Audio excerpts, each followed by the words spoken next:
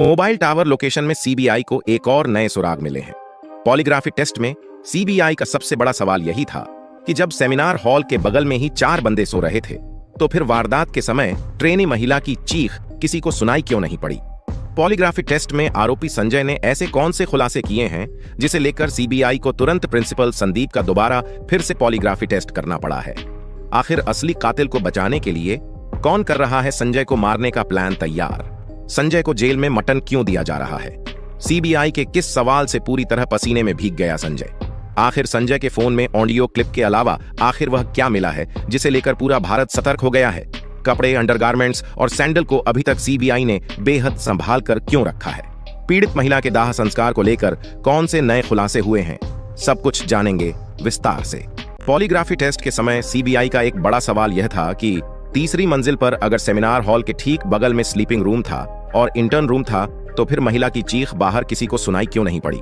क्योंकि उस वक्त ट्रेनी महिला डॉक्टर के 4 साथी स्लीपिंग रूम और ट्रेनी रूम में सो रहे थे। इसके लिए तर्क दिया जा रहा है कि सेमिनार हॉल साउंड प्रूफ था, इसलिए महिला की चीख बाहर नहीं आई। लेकिन सीबीआई इस जवाब से संतुष्ट नहीं है, क्योंकि सुबह 4 बजे सब कुछ शांत था और बगल के कमरे में ट्रेनी महिला के साथ सो रहे थे, तो उस वक्त इतनी भयावह चीख 3 फीट दूर कमरे में कैसे नहीं पहुंची?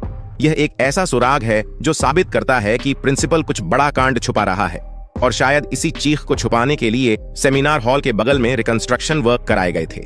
इस वक्त सीबीआई का सबसे बड़ा सवाल यही है कि अगर संजय ने ट्रेनी डॉक्टर को नहीं मारा तो फिर उसका असली कातिल सीसीटीवी में कैद क्यों नहीं हुआ? यही वजह है कि प्रिंसिपल संदीप का दोबारा पॉलीग्राफी टेस्ट शुरू हो चुका है, ताकि पता लग सके कि संदीप और संजय के अलावा इस केस में और कौन कौन शामिल थे।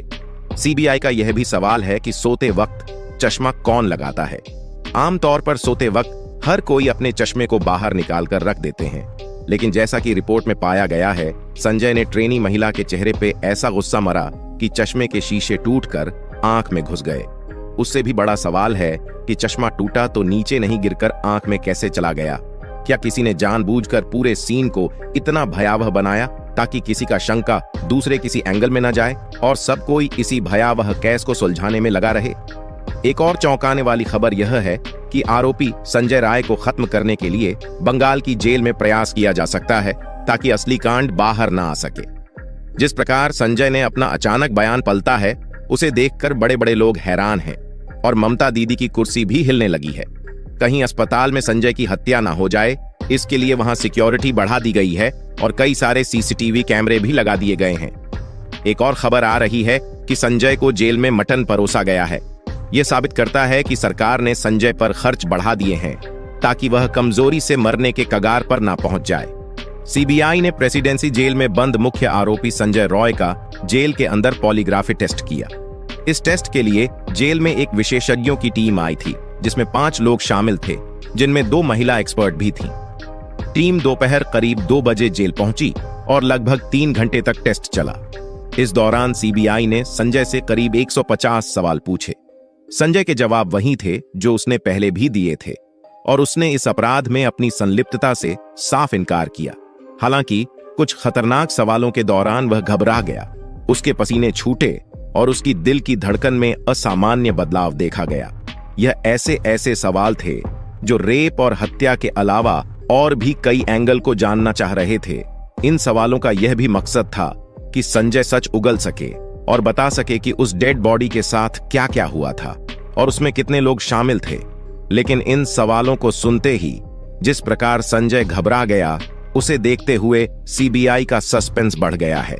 इन्हीं कारणों से प्रिंसिपल संदीप का एक बार फिर से पॉलीग्राफी टेस्ट हो रहा है, क्योंकि पीड़ित महिला के माता पिता का कहना है कि किसी एक व्यक्ति ने मेरी बेटी को नहीं मारा, बल्कि उसे पहले से मारकर वहां रखा गया था और कॉलेज के प्रिंसिपल समेत पूरा कॉलेज कुछ बड़ा कांड छुपा रहे हैं। शुरुआत में पेरेंट्स को कॉल करके भी आत्महत्या बताया गया था और माता पिता से सेटलमेंट करने को कहा गया था।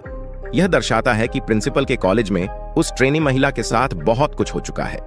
सीबीआई सूत्रों के मुताबिक संजय ने कहा कि जब उसने डॉक्टर को देखा तो वह पहले ही मर चुकी थी और डर के मारे वह सेमिनार हॉल से भाग गया। संजय का यह नया बयान पूरे सीबीआई को फिर से हिला डाला है, जिसे लेकर सीबीआई का आज भी वही सवाल था कि सेमिनार हॉल के अंदर झांकने और भागने में तुम्हें 35 मिनट क्यों लग गए? हालांकि संजय रॉय ने पॉलीग्राफ टेस्ट के दौरान कई सवालों के गलत जवाब दिए। जब सीबीआई ने उससे सबूतों के साथ पूछताछ की तो उसने कई बहाने भी बनाए।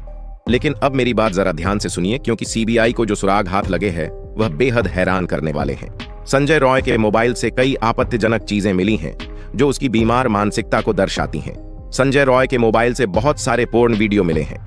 ये कोई सामान्य पोर्न वीडियो नहीं है, बल्कि इंसेस्ट पोर्न वीडियो है, जिसमें परिवार के सदस्यों को यौन गतिविधियों में लिप्त देखा जा सकता है। मोबाइल से बरामद ऐसे ही वीडियो की वजह से सीबीआई की टीम ने संजय रॉय का साइकोलॉजिकल टेस्ट करवाया था।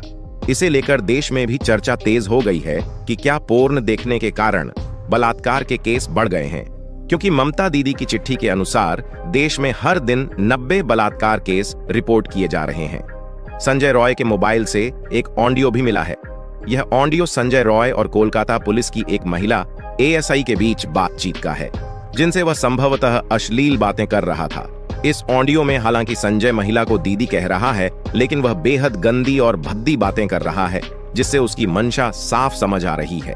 कोलकाता पुलिस की महिला पुलिस एएसआई भी संजय रॉय की गलत मंशा को साफ समझ रही है, लेकिन वे उसकी बातों को इग्नोर करती है। वहीं 8-9 अगस्त की रात संजय रॉय की गर्लफ्रेंड ने उसे मोबाइल पर जो न्यूड पिक्चर भेजी थी, बाद में उस फोटो को डिलीट कर दिया गया। इसे लेकर संजय की गर्लफ्रेंड से पूछताछ भी की गई।